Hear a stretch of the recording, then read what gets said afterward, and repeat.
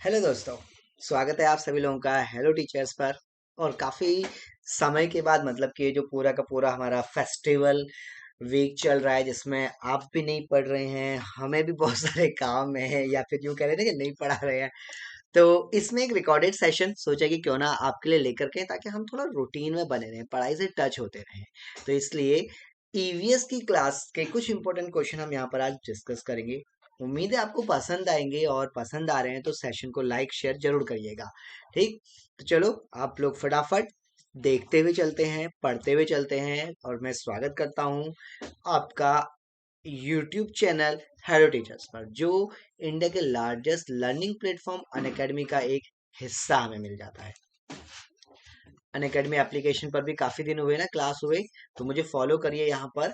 जल्दी यहाँ पर भी मैं क्लास अरेंज कर दूंगा, या फिर जो क्लास हुई है उनको आप देख सकते हैं। स्पेशल क्लास यहाँ पर आपको फ्री प्रोवाइड की जाती है, वो आप कर सकते हैं। उसके अलावा डेली लाइव क्लासेस आप देखते हैं, यहाँ पर लाइव टेस्ट देखते हैं, स्ट्रक्चर्ड कोर्स आता है आपके पास, और अनलिमिटेड एक्सेस आपको दिया गया है। अनलिमिटेड एक्सेस क्या है?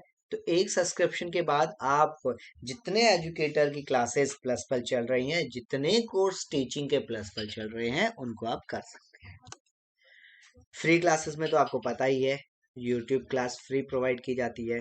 मैं सुबह सुबह मॉर्निंग में 9 AM पर, ये रूटीन की बात चल रही है, दुनिया जीएस की ये आपको पढ़ाता हूँ।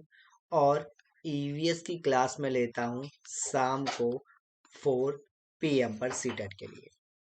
एप्लीकेशन पर कौन सी क्लास फ्री है? तो एप्लीकेशन का एक्सपीरियंस आपको देने के लिए एप्लीकेशन पर स्पेशल क्लास है जो आपको फ्री में प्रोवाइड करवाई जाती है।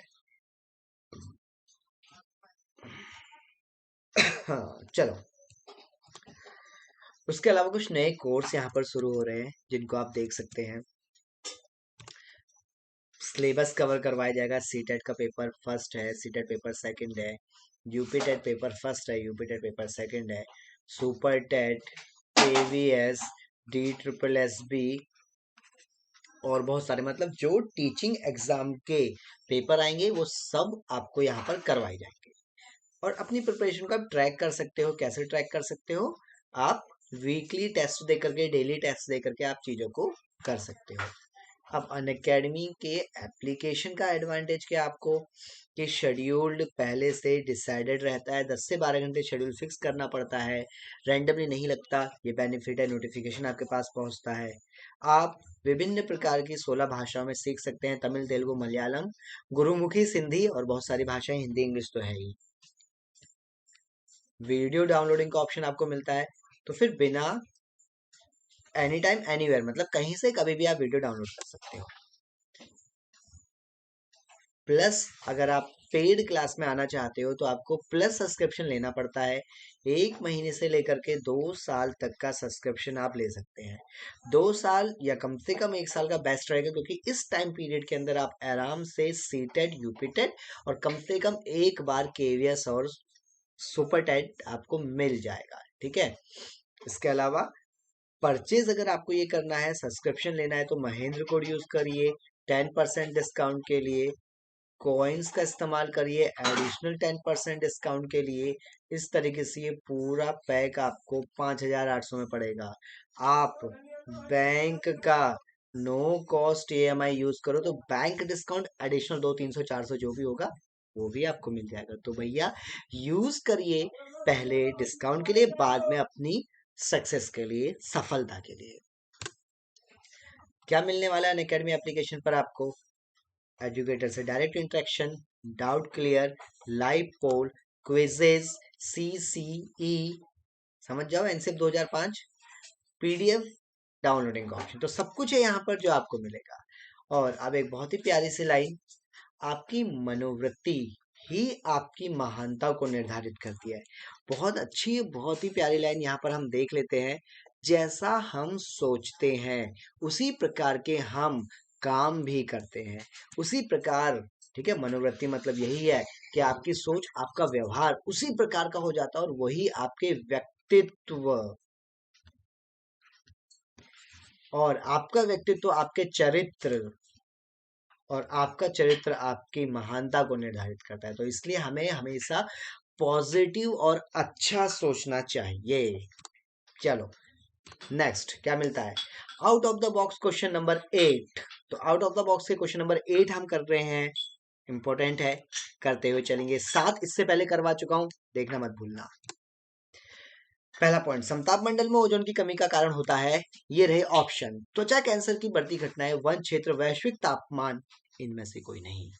तो समताप मंडल में ओजोन की कमी का कारण क्या हमें मिल जाता है, तो समताप मंडल में ओजोन की कमी का कारण क्या मिलेगा, ओजोन की कमी के कारण सभी चीजें मिल जाएंगी, नहीं त्वचा कैंसर की बढ़ती हुई घटनाएं मिलेंगी।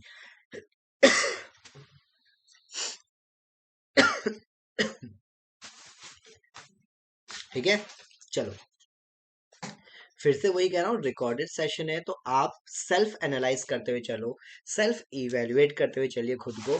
ये देखिए कि हाँ कैसे आप कर रहे हैं, क्या आंसर आपका सही है, क्योंकि डिस्क्राइब मैं आपको करता हुआ चलूंगा यहाँ।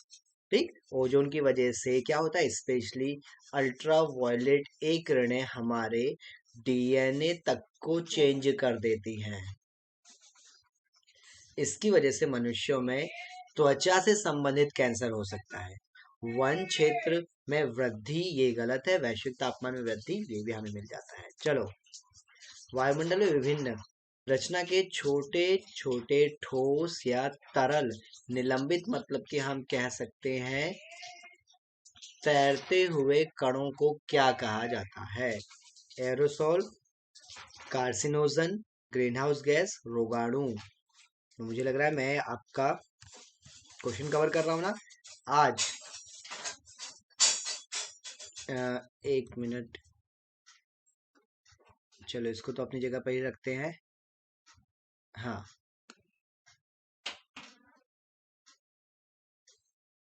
यहाँ पर हम इमेज लेकर के पहुंच जाते हैं। चलिए ठीक है, ठीक, आपका क्वेश्चन भी कवर नहीं होगा और आंसर भी कवर नहीं होगा। चलो जी, चलो जी, बहुत बढ़िया। चलो चलो, तो इनको क्या कहा जाएगा, एरोसोल कहा जाएगा। एरोसोल क्या होते हैं, जो देखो जो छोटे छोटे कार्बन के कण होते हैं, जो धूल के कण होते हैं ना, जो हवा में तैरते रहते हैं, वो एरोसोल कहे जाते हैं। और यही एरोसोल बाद में कारण बनते हैं, किसका कारण बनते हैं, ये स्मॉग का कारण बनते हैं। और अब दिवाली के बाद आप देख रहे हो यार, धुंध का कितना मतलब कह सकता हूँ कि प्रचंड प्रकोप बोले या ये देख लें। ठीक है, रिकॉर्डेड है, हो सकता है ना हो, लेकिन ऐसा पॉसिबल नहीं है। अगला, जुकाम और इन्फ्लुएंजा जैसी संक्रामक बीमारी कौन सी होती है, वो बीमारियां जो संक्रमण के द्वारा फैलती हैं। ठीक है, हाँ, अच्छी, और जैसे आपने छी करा तो आपके मुंह से बहुत सारे हजारों लाखों की तादाद में छोटी छोटी कणिकाएं निकली।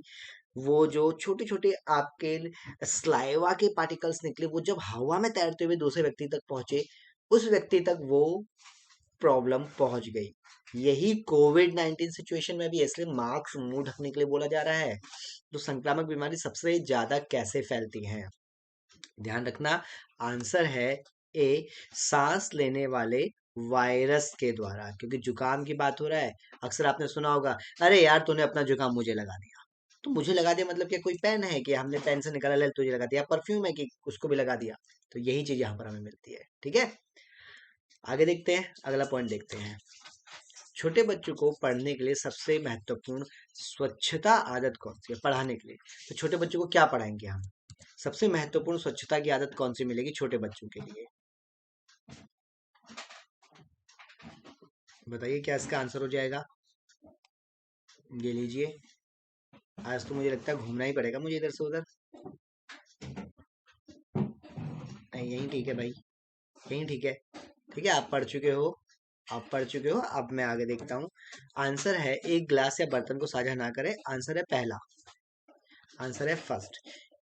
जब भी छींक आए छोटे बच्चों को, स्वच्छता की आदत के अनुसार उनको क्या बोला जाए कि बेटा जब छींकोगे तो अपना नाक और मुंह कवर कर लो, हाथ से, रुमाल से। अब तो डॉक्टर बोल रहे हैं भाई अच्छी ऐसे नहीं करना ना, रुमाल आपको ऐसे कवर करना है, ताकि जो प्रॉब्लम कोविड सिचुएशन चल रही है वो एक्सपेंड ना हो, फैले ना।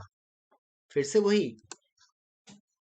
अच्छा, सेम क्वेश्चन, चलो बहुत बढ़िया, अब आंसर आप जान चुके हो। ए, next point.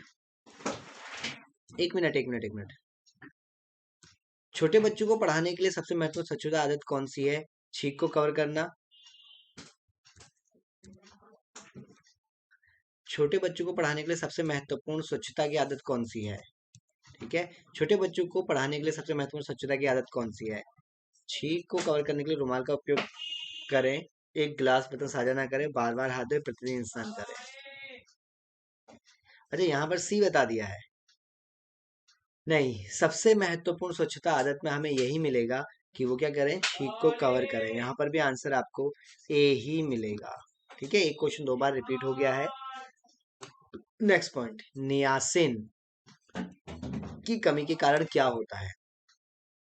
Acne, scurvy, boils, pellagra. Niacin की कमी के कारण क्या समस्या होगी? बताइए क्या इसका आंसर होगा नियासिन की कमी के कारण। तो आंसर देख लेते हैं। डी ऑप्शन पेलिग्रा मिलता है। ठीक है, डी ऑप्शन क्या है, पेलिग्रा हमें मिलेगा। बांस और रस्सी के पुल का उपयोग कहाँ किया जाता है? हिमाचल प्रदेश में, पश्चिम बंगाल, असम, तमिलनाडु। इतना तो आप समझ ही चुके हैं कि बांस और रस्सी के पुल का इस्तेमाल कहाँ किया जाएगा। तो आंसर हमारा है कौन सा है, वो है असम में किया जाएगा। असम में किया जाएगा बांस और रस्सी के पुल का प्रयोग। ठीक है, तो ये यहाँ पर हमें मिल जाता है। ठीक, और असम में जो घर होते हैं, असम के जो घर होते हैं, वो घर भी क्या होते हैं, बांस के ऊपर इस प्रकार से बनाए जाते हैं। बांस के ऊपर बनाए जाते हैं वो घर भी। अगला पॉइंट, वल्लम क्या है? ये तो ऐसा लग रहा है ना जैसे कि अ, तो वल्लम क्या है? दक्षिण भारत के आसपास के कोई शब्द हमें मिल जाता है ये। छोटी मालवाहक नाव, लकड़ी की छोटी नाव, बड़े जहाज या हाउस बोट। वल्लम क्या मिलती है हमें? तो वल्लम हमें मिलेगी छोटी लकड़ी की नाव। ठीक है, लकड़ी की एक छोटी सी नाव हमें मिलेगी जिसको वल्लम कहा जाता है। ठीक, ये यहाँ पर हम देख लेते हैं। जो हाउस बोट है, उस हाउस बोट को कहा जाता है शिकारा। शिकारा जो आपने जम्मू कश्मीर में सुना होगा, बुमरो बुमरो, या फिर सोचो कि झीलों का एक शहर हो, सोच लो और आपको अपने आप पता चल जाएगा शिकारा किसे कहते हैं हम। चलो, नेक्स्ट पॉइंट हम देखेंगे इसके बाद। हाँ, नेक्स्ट पॉइंट हम देखेंगे, पशुओं के शरीर पर बनने वाले विभिन्न पैटर्न का कारण क्या है? ये बड़ा कंट्रोवर्शियल क्वेश्चन है। इसको मैं यूट्यूब पर भी करवाता हूँ, इसको मैं एप्लीकेशन पर भी करवाता हूँ, और जितने बार करवाता हूँ उतने बार ये कंट्रोवर्सी होती है कि सर नहीं, ये किताब में ये दिया गया है, सर नहीं, यहाँ पर ये बताया गया है। तो मेरा सिर्फ यही कहना आप लोगों से है कि आप एनसीईआरटी को फॉलो करिए, और वो हमें बताता है कि जानवरों के शरीर पर जो त्वचा पर जो बाल होते हैं वो उनका पैटर्न बनता है। अब आपको बोलता मैं, चलो नहीं फॉलो करो, प्रैक्टिकल देखो। आपके गली में दो कुत्ते हमें दिख रहे हैं, दिखाई दे रहे हैं, जो एक काले रंग का है और एक लाल रंग का है। अब अगर किसी वजह से, जो हम देखते हैं ना कि यार खुजली वाला कुत्ता बोलते हैं हम जिसको, तो उनके शरीर पर कोई बीमारी होगी, उनके शरीर के सारे बाल झड़ गए, तो त्वचा का रंग दोनों का लगभग एक जैसा मिलेगा। तब वो काला सफेद नहीं दिखाई देगा। ठीक है, समझ में आ गया पॉइंट? मधुमक्खी अपने अंडे कब देती है भैया? जब उसका मन करे तब दे दे। नहीं नहीं नहीं नहीं, समय पूछा है, मधुमक्खी अपने अंडे कब देती है? तो ये रानी मधुमक्खी है। ये क्या है? रानी मधुमक्खी है। और जब ये अंडे देती है वो समय मधुमक्खी पालन का सर्वोत्तम समय होता है। मधुमक्खी पालन का सबसे अच्छा समय होता है जिस समय रानी मधुमक्खी अपने अंडे देती है। अब तक आप समझ चुके होंगे, अक्टूबर से दिसंबर का समय हमें ये मिल जाता है जिस समय रानी मधुमक्खी अंडे देती है और हम मधुमक्खी पालन शुरू करते हैं। अगला पॉइंट, नई चावल की फसल के अवसर पर कौन सा त्योहार मनाया जाता है? तो चावल की फसल बन के तैयार हो गई है, और चावल की फसल जब बन के तैयार हो गई है तो हमें क्या करना है? हमें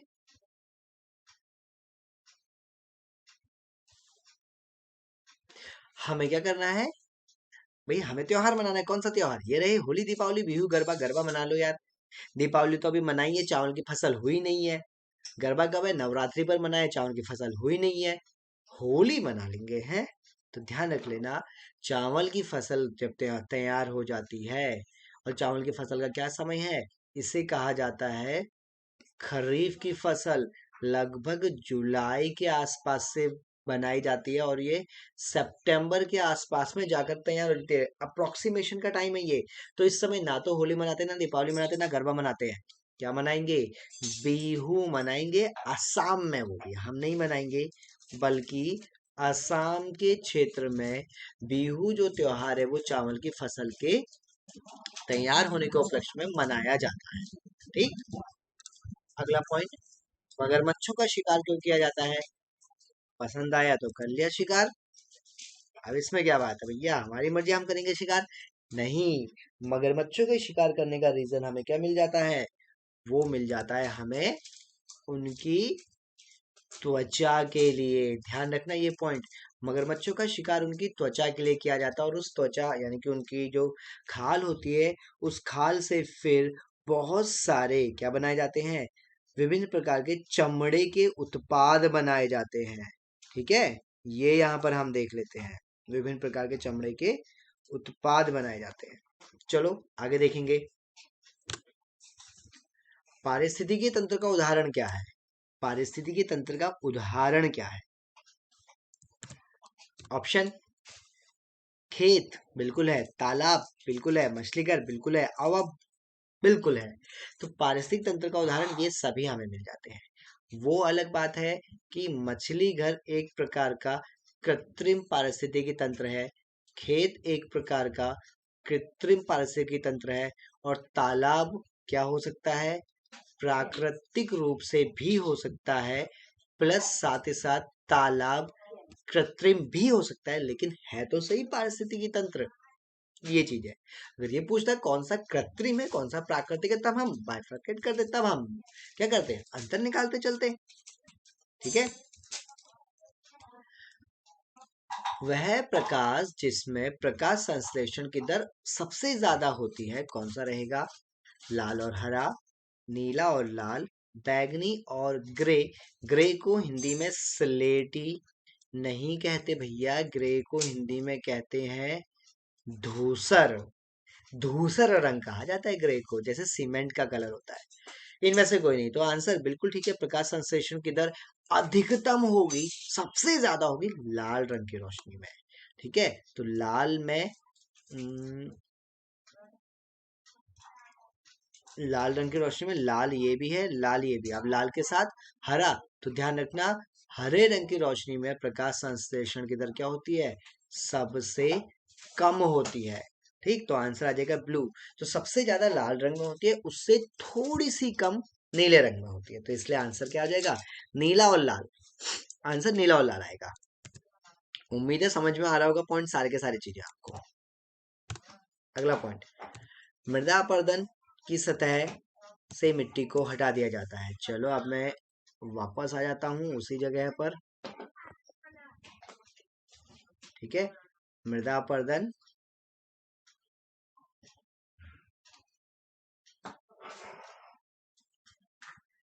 ठीक, मृदा अपरदन अब क्या बोल रहा है ये?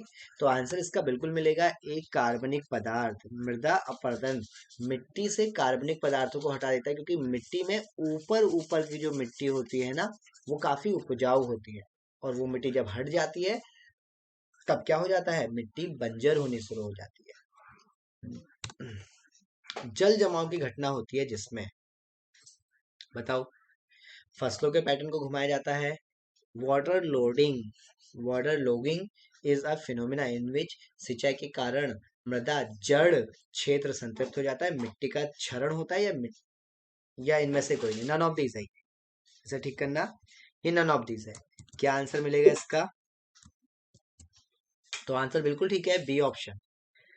हम पानी सिंचाई के लिए हद से ज्यादा पानी डाल देते हैं, और पानी इकट्ठा हो जाता है, ना जमीन सोख पाती है, ना ही पानी उतना जल्दी इवेपोरेट हो पाता है, और जला जो पानी है, जल है, वो जमा हो जाता है।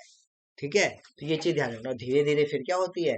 जो पौधे होते हैं वो पानी में डूबने की वजह से सड़ना शुरू कर देते हैं, समस्याएं शुरू हो जाती हैं। तो वही वाली बात है ना, अति का भला ना बरसना, अति की भली ना। तो वही अति किसी चीज की नहीं होती चाहिए। निम्नलिखित में से सबसे पुरानी पर्वत श्रृंखला, मुझे सबसे नवीन भी बताओगे आप लोग? नवीन पर्वत श्रृंखला, तो सबसे पुरानी है अरावली, सबसे नई है हिमालय। सबसे नई कौन सी है? हिमालय पर्वत श्रृंखला। ठीक है, बोला। ये आ चुका आंसर। कौन निर्णय करता कि कोई विधेयक धन विधेयक होगा या नहीं? बताइए भैया, कौन निर्णय करेगा धन विधेयक होगा या नहीं होगा? तो देखते हैं निर्णय कौन करेगा, किसके हाथ में ये फैसला होता है, ठीक है, कि धन विधेयक कोई है या नहीं है। तो वो फैसला करता है लोकसभा का स्पीकर। मैंने कहा सेल्फ असेसमेंट करते हुए चलो, अपने आप को जज करते चलो कि हाँ ठीक है या नहीं है। आंसर ये आ चुका है। और धन विधेयक पर राज्यसभा केवल 14 दिन तक रोक सकती है। धन विधेयक को राज्यसभा कितने दिन तक रोक सकती है? 14 दिन तक रोक सकती है। अगला, भैंस की पीठ पर एक पक्षी बैठा रहता है, सवारी करता है। कल, मतलब कल तो खैर क्या, कुछ दिन पहले मैंने करवाया भी था ये। तो वो क्या करता है, भैंस की पीठ पर बैठता है और गाना गाता है। यार बड़ा मजा आता है। ठीक है, वो खुद को यमराज समझ लेता है? नहीं, वो भैंस की पीठ पर बैठ करके उसकी पीठ में होने वाले छोटे छोटे जो लीस होते हैं, कीड़े पिस्सू होते हैं, उनको खाता है, जो उसका खून चूसने का काम करते हैं भैंस का। बदले में भैंस उसको अपनी पीठ की सवारी करवाता है। तो आंसर क्या हो गया? A option. आसान क्वेश्चन है, इसलिए आगे चलते हैं। आगे चलने से पहले प्लस सब्सक्रिप्शन है तो महेंद्र कोड जरूर यूज करिएगा। ठीक है, नेक्स्ट पॉइंट, बीओडी 5 क्या है? हमें नहीं पता 5 क्या है।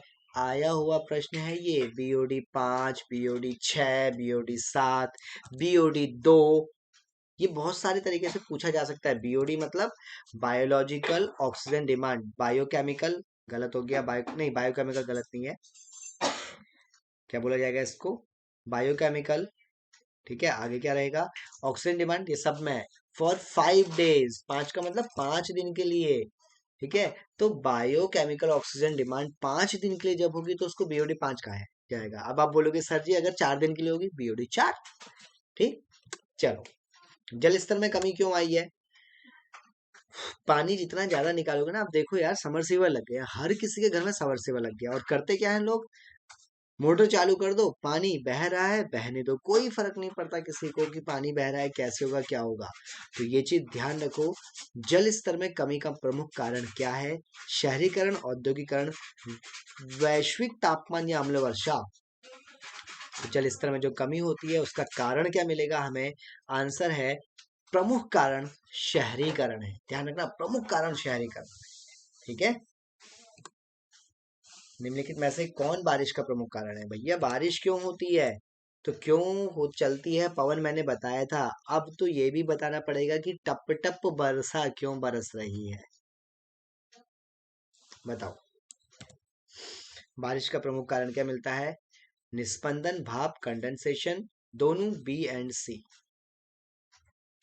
तो आंसर बिल्कुल डी ऑप्शन।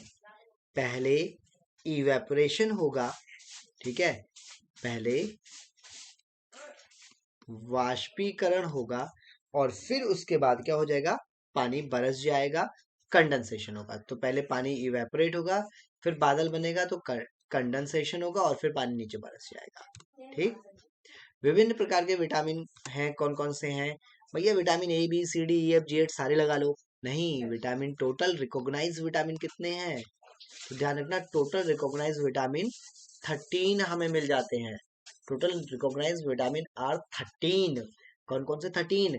विटामिन ए, ठीक है, vitamin B, vitamin C, vitamin D, vitamin E, vitamin K और बी के कॉम्प्लेक्स। तो आंसर ए और बी दोनों, आंसर ए और बी दोनों। ठीक है, वसा में घुलनशील विटामिन, पानी में घुलनशील विटामिन। तो water soluble vitamin, vitamin B और विटामिन सी होते हैं। बाकी ए डी ई के ये कौन से विटामिन होते हैं? वसा में घुलने वाले विटामिन होते हैं। अगला, दक्षिण भारत कभी जाओ तो आप क्या देखोगे, बोलोगे हर जगह पर खाने का तेल हो या फिर लगाने का तेल हो, ठीक है। सर में तेल हम यूज कर रहे हैं या फिर हम मछली को तलने का इस्तेमाल कर रहे हैं, तेल का इस्तेमाल मछली तलने में कर रहे हैं। कौन सा तेल? जैतून का तेल। गलत, जैतून का तेल आंसर नहीं है। आंसर है कोकोनट ऑयल, नारियल का तेल। ठीक है, नारियल का तेल इसका सही जवाब मिलेगा। समझ में आ गया पॉइंट। गोवा हो, केरल हो, तमिलनाडु हो, कर्नाटक हो, नारियल का तेल तलने के लिए, नारियल की चटनी खाने के लिए, नारियल के पत्ते तो अच्छा हुआ पत्तों में यूज नहीं करते, वरना नारियल के पत्ते भी खाने के लिए हो जाता। अगला प्रश्न, अदरक। भाई सर्दियां आ रही हैं, मम्मी अदरक डाल रही होंगी चाय में। क्या है अदरक? जड़ है, तना है, क्या है? अब बोलेंगे अदरक, अदरक है भाई, एक बड़ा फेमस। उतने ही सुधरे अदरक की तरह ही है कि जितने कूटे गए उतने सुधरते गए। जितना ज्यादा कूटा जाएगा अदरक को उतना ज्यादा स्वाद आएगा। तो बताओ।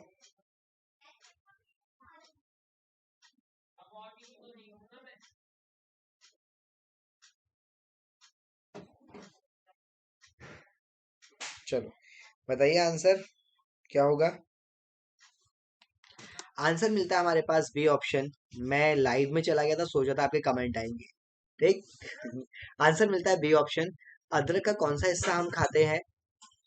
जड़ और तना दोनों। सॉरी, आंसर है तना। अदरक क्या है? एक स्टेम हमें मिल जाता है।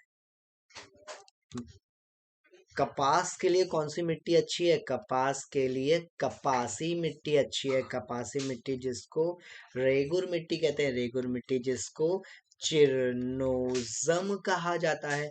मतलब आप एक लिख लो, काली मिट्टी अच्छी है। ठीक है, काली मिट्टी अच्छी है कपास के लिए और मूंगफली के लिए। कपास के लिए और क्या है, मूंगफली के लिए काली मिट्टी अच्छी है। ठीक, ऑप्शन बी। अगला पॉइंट, राष्ट्रपति बनने के लिए अधिकतम आयु क्या है? भाई बन जाओ अधिकतम आयु। ठीक है, 70 साल में बन जाओ, 80 साल में बन जाओ, मर्जी है तुम लोगों की, जब मौका मिले तब बन जाओ। तो राष्ट्रपति बनने के लिए अधिकतम आयु नॉट फिक्स्ड, मिनिमम एज बताई गई है। मिनिमम एज बताई गई है कि 35 साल होनी चाहिए। नेता बड़े हैं चालाक, बोला 25 साल में ये काम कर लेंगे लोकसभा का, 30 साल में राज्यसभा, 35 साल में राष्ट्रपति। बोला रिटायर कब होगे? बोला हम रिटायर नहीं होंगे, जब तक हम जिंदा हैं, जब तक हमारे चुनाव लड़ने में दम है, तब तक चुनाव लड़ते रहेंगे हम, लूटते रहेंगे, हम खाते रहेंगे। ठीक है, ये बोला गया है यहाँ पर। चलिए, तो ये डी आ चुका है आंसर। आपातकाल कौन लगाएगा? भाई वही जो हमारा बॉस है, और पूरे भारत का बॉस राष्ट्रपति हमें मिल जाता है। ओ ओ, ये साइड में छिप गया, ये तो छिप गया। ठीक है, ऐसा लग रहा है जैसे कि शर्मा करके झांक रहा है दूर से। देखते हैं क्या इसका आंसर हो जाएगा, देखते हैं इसका आंसर क्या हो जाएगा।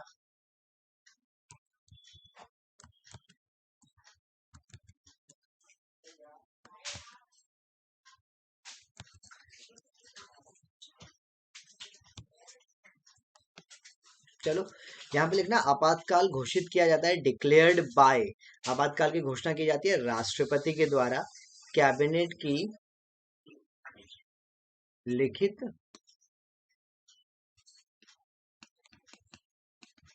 सलाह पर। ठीक है, कैबिनेट की लिखित सलाह पर की जाती है इसकी घोषणा। ठीक, चलो अब इसके बाद देखते हैं कि आगे हमारे पास कुछ मिलने वाला है। तो ये रहा। अच्छा, ये आपका होमवर्क क्वेश्चन था, चलो कोई बात नहीं है। ठीक, अब आप मुझे ये रूटीन शेड्यूल के अकॉर्डिंग फॉलो कर सकते हैं। जल्दी छुट्टी का सिलसिला खत्म होगा, हमारी रूटीन क्लासेस शुरू होंगी। आप सब्सक्रिप्शन लेना चाहते हैं तो महेंद्र या एसपी मेहरा कोड जरूर यूज करिएगा। मुझे अनअकैडमी पर फॉलो करते हुए चलिए। सेशन पसंद आ रहा है ना?